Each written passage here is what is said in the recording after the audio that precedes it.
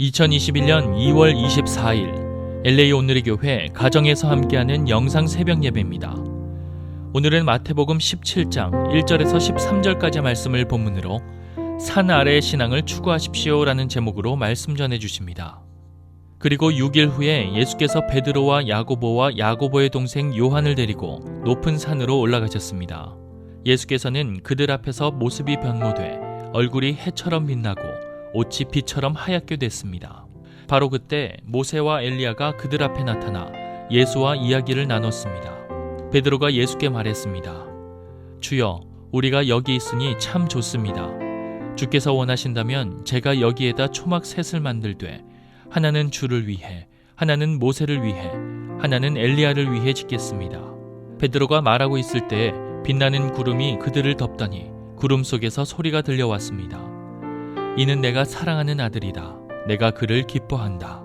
너희는 그의 말을 들으라. 그 소리를 듣고 제자들은 너무나 두려운 나머지 얼굴을 땅에 대고 엎드렸습니다. 그때 예수께서 다가와 그들을 어루만지며 말씀하셨습니다. 일어나라, 두려워하지 말라. 그들이 눈을 들어보니 예수 외에는 아무도 보이지 않았습니다. 산을 내려오면서 예수께서 그들에게 당부하셨습니다. 인자가 죽은 사람들 가운데서 다시 살아날 때까지는 너희가 본 것을 아무에게도 말하지 말라. 그러자 제자들이 예수께 물었습니다. 그런데 왜 율법학자들은 엘리야가 먼저 와야 한다고 말하는 것입니까? 예수께서 대답하셨습니다. 분명히 엘리야가 와서 모든 것을 회복시킬 것이다. 그러나 내가 너희에게 말한다. 엘리야가 이미 왔다. 그런데 그들이 그를 알아보지 못하고 자기들 마음대로 대했다. 이와 같이 인자도 그들의 손에 고난을 당할 것이다. 그제야 제자들은 예수께서 세례자 요한을 두고 하신 말씀인 줄 깨달았습니다. 할렐루야. 오늘도 함께 주님의 이름을 찬양하며 우리를 부르신 주님께 예배로 나아가시겠습니다.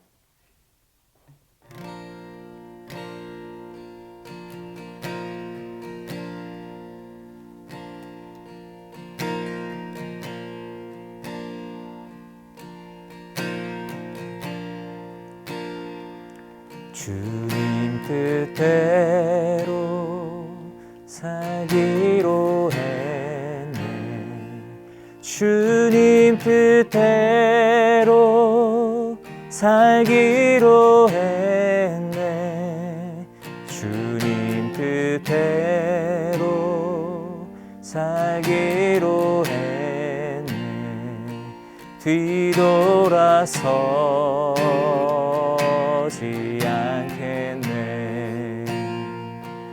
이 세상 사람 날 몰라줘도 이 세상 사람 날 몰라줘도 이 세상 사람 날 몰라줘도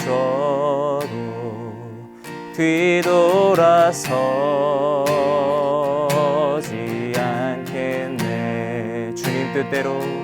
주님 뜻대로 살기로 했네.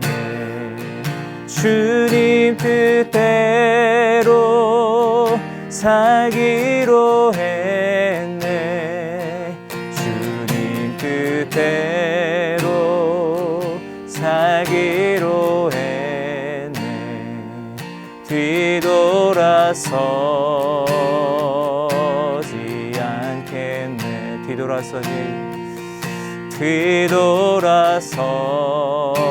뒤돌아서지 않겠네. 한 번 더 뒤돌아서지 않겠네. 뒤돌아서지 않겠네. 아멘. 할렐루야. 2월 24일 수요일 아침입니다. 오늘도 교회에 있는데 바로 옆에 있는 학교에 아이들의 함성이 들려야 할 것 같아서 마음이 조금 아쉽습니다. 빨리 코로나 사태가 끝나고 교회도 학교도 가정도 직장도 예전처럼 돌아가면 좋겠다 싶습니다. 어린 시절에는 모든 행동을 구체적으로 배웁니다.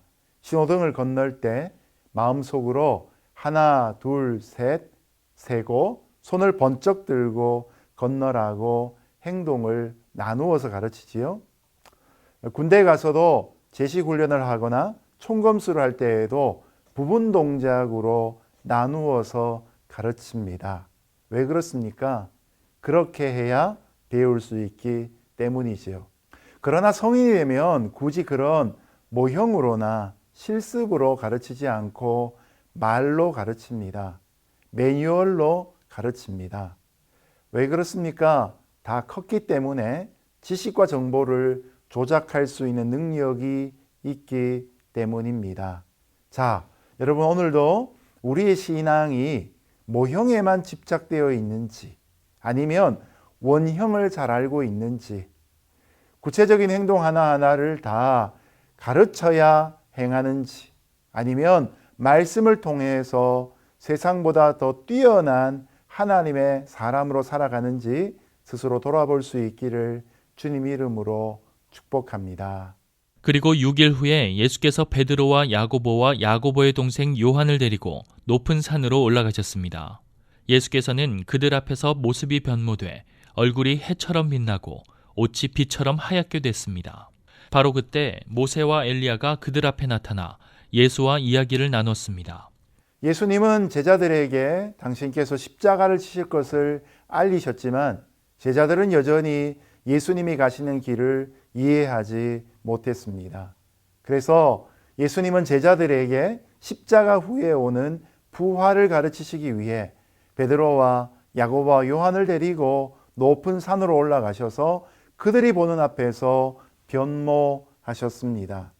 여기서 변모하셨다라는 것은 헤어스타일이나 옷 매무새 정도가 바뀌어진 겉모양의 변화, 트랜스포메이션이 아니라 영어로는 트랜스피규레이션, 본체가 달라진 것을 의미합니다.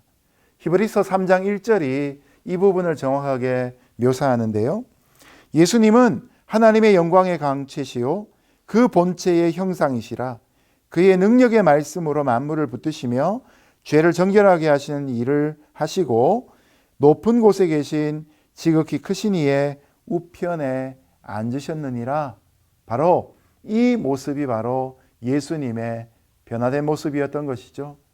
원래의 본체와 영광을 회복하셨다는 의미입니다. 예수님은 원래 성부 하나님과 더불어 온 세상을 창조하셨습니다. 지금도 그 능력으로 우주 만물을 붙들고 계십니다.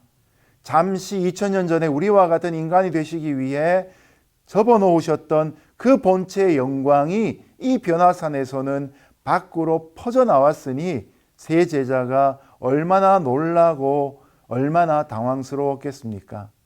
마가복음 9장에 보면 변형되신 예수님의 모습이 세상에서 빨래하는 자가 그렇게 희게할 수 없을 정도로 매우 희어졌다라고 묘사하고 있습니다.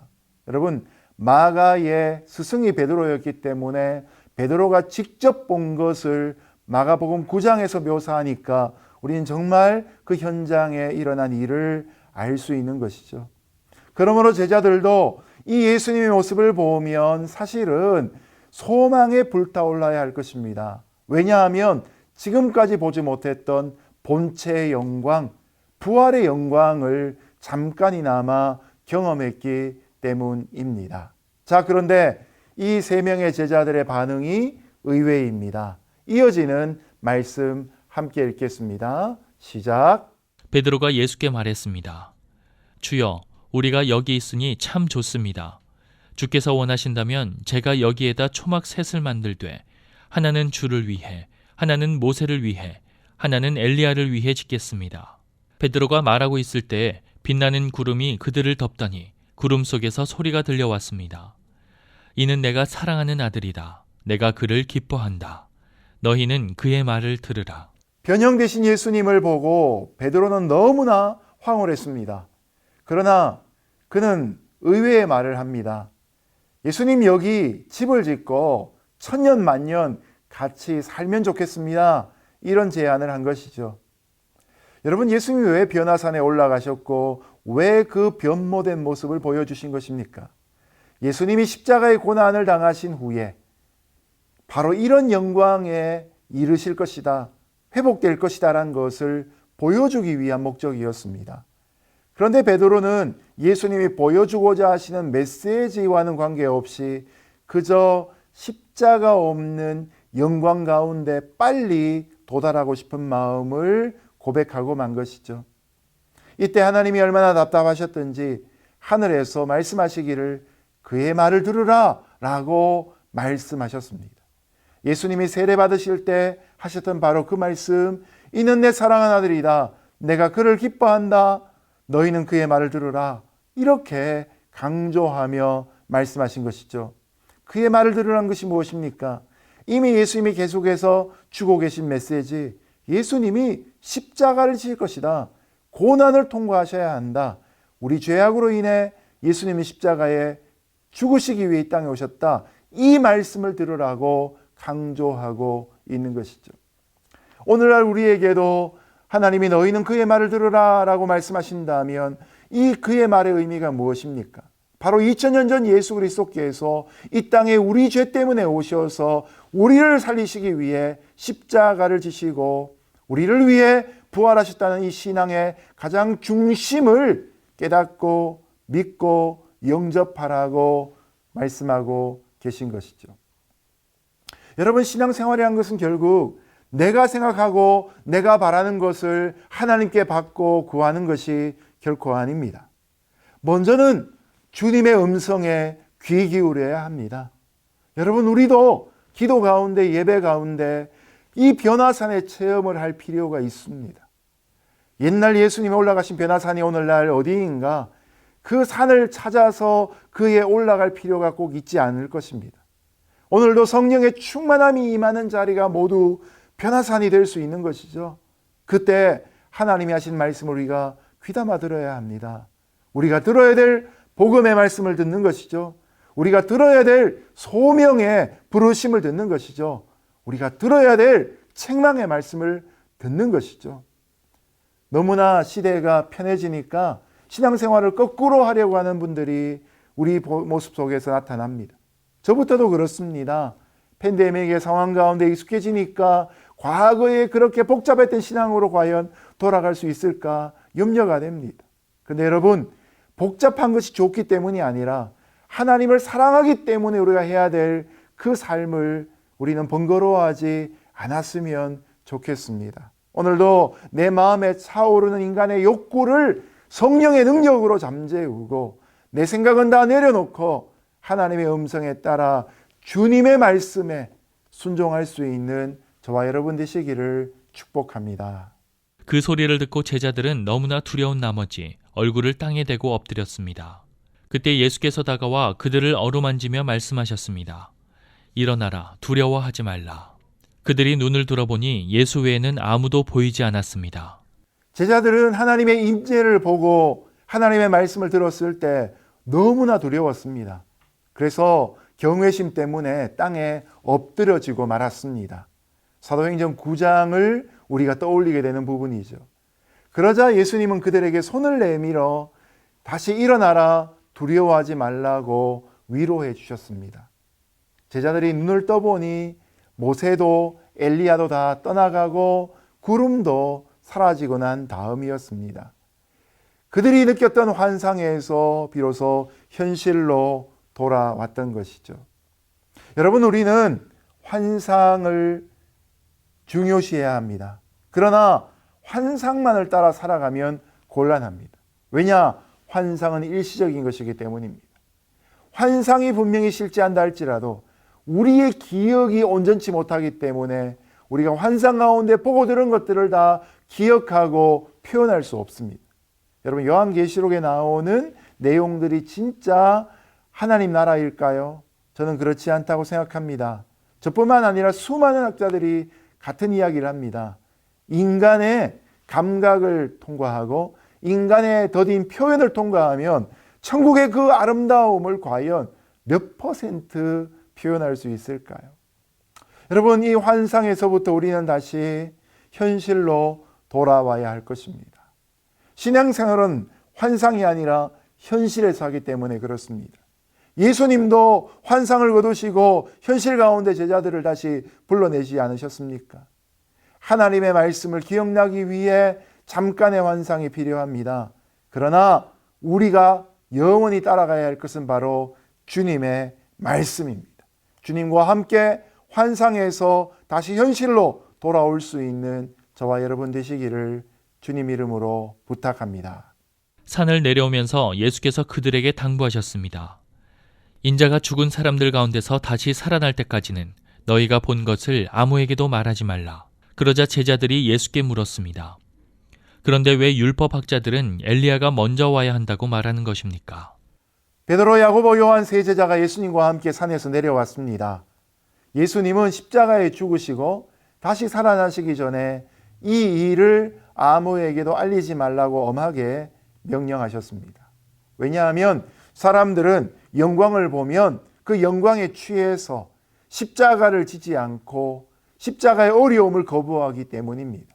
그러나 예수님은 영광을 보신 후에 오히려 십자가의 길을 가기로 굳게 결심하셨던 것이죠. 십자가는 영접하기 참 어려운 것입니다. 로마 사람들에게 결코 주어지지 않고 가장 심한 형벌이었던 그 십자가의 형벌은 모든 사람들이 거부할 수밖에 없는 참으로 잔혹한 것입니다. 그러나 그 길을 가야 한다는 것은 하나님의 분명한 뜻이었습니다. 그래서 예수님은 반복해서 십자가의 길을 제자들에게 또한 우리에게 가르치고 계신 것이죠. 그리고 제자들은 예수님이 십자가에 죽으실 것을 말씀하시니까 그리스도 예수님에 대한 의심을 시작하고 있습니다. 평소에 갖고 있었던 의심이 있었습니다. 그런데 그 의심이 이 일로 인해 더욱더 크게 발동하고 있는 것이죠. 성경에 보면 메시아가 오시기 전에 엘리야가 온다고 기록되어 있지요. 말라기 4장 5절의 말씀입니다. 보라, 여호와의 크고 두려운 날이 이르기 전에 내가 선지자 엘리야를 너희에게 보내리라. 그래서 제자들은 예수님이 메시아이신데 왜 성경의 약속대로 그 전에 엘리야가 오지 않았느냐라고 질문하고 있습니다. 여러분 참 어리석지 않습니까? 세례 요한이 바로 엘리야의 역할이었다는 사실을 그들이 까맣게 잊어버리고 있는 것이죠. 환상에서 받은 충격이 너무 크기 때문에 현실의 감각이 살아나지 못한 모습이 여기 나타나고 있는 것이죠. 자, 예수님의 대답 같이 한번 들어보시겠습니다. 예수께서 대답하셨습니다. 분명히 엘리야가 와서 모든 것을 회복시킬 것이다. 그러나 내가 너희에게 말한다. 엘리야가 이미 왔다. 그런데 그들이 그를 알아보지 못하고 자기들 마음대로 대했다. 이와 같이 인자도 그들의 손에 고난을 당할 것이다. 그제야 제자들은 예수께서 세례자 요한을 두고 하신 말씀인 줄 깨달았습니다. 예수님은 하나님의 말씀대로 메시아가 오기 전에 엘리야가 과연 먼저 와서 모든 것을 회복하신다고 말씀하셨습니다. 예수님이 재림하기 전에 두 증인 중에 하나인 엘리야가 와서 모든 것을 회복합니다. 초림 때는 엘리야는 먼저 와서 예수님이 가실 십자가의 길을 먼저 감당합니다. 그런데 예수님은 엘리야가 이미 이 땅에 왔다고 말씀하십니다. 바로 세례 요한이었던 것이죠. 세례 요한이 엘리야의 심령과 능력으로 예수님보다 먼저 오셨습니다. 그는 요단강가에서 회개의 메시지를 선포했고 예루살렘과 유대의 많은 사람들이 나와서 회개의 세례를 받았습니다. 그러나 우리가 지난주에 살폈던 것처럼 세례 요한이 분봉왕 헤롯의 음란함을 책망하자 회개하지 않고 오히려 요한을 목베어 죽였던 것이죠. 그러므로 요한은 고난의 선지자로 이 땅에 온 것을 확실하게 보여주었습니다. 여러분, 세례 요한이 보여준 것이 무엇입니까? 예수님이 받을 고난을 미리 받았던 의미입니다. 하나님이 이런 고난받은 세례 요한을 천국에서 영광 중에 영접하시고 하나님 나라를 위한 썩어지는 미랄로 사용하여 주셨던 것이죠. 그러면 제자들의 부르심은 무엇입니까? 세례 요한이 그 길을 앞서가고 있다면 제자들은 바로 그 길을 가고 계신 예수님을 뒤따라가는 모습을 보여야 할 것입니다. 예수님의 영광을 변화산에서 체험했다면, 예배 가운데 하나님의 임재의 풍성함을 경험했다면, 여러분 현실 가운데서는 그 영광을 사모하는 마음으로 고난도 겸하여 받는 것이 우리의 부르심이 될 것입니다. 이제 말씀을 맺겠습니다. No cross, no crown. 이것이 성경을 관통하고 있는 중요한 메시지 중에 한 가지입니다. 우리도 예수님과 함께 분명히 영광을 누리기 위해서 이 현실 세계 가운데 고난도 함께 받아야 할 것입니다. 하나님은 우리가 이 땅에서 주님처럼 십자가를 지면 주님처럼 영광의 삶으로 초대하실 것입니다. 주님이 이 땅에 다시 오시는 그날 그 영광이 우리에게도 부어지게 될 것입니다. 우리가 먼저 그 나라 가게 될 때라도 그 영광을 체험하게 될 것입니다. 지금도 그 영광을 사모하는 마음으로 십자가의 길, 순교자의 삶을 따라갈 수 있는 저와 여러분 되시기를 주님의 이름으로 축복합니다. 함께 기도하겠습니다. 고맙고 감사하신 하나님 아버지, 우리 인생길 가운데 꽃길뿐만 아니라 십자가의 길을 허락하신 것으로 인해 감사합니다. 오늘도 견디고 인내하며 순종하며 말씀대로 따르는 주의 제자 되게 하여 주옵소서. 예수님의 이름으로 기도드렸습니다. 아멘.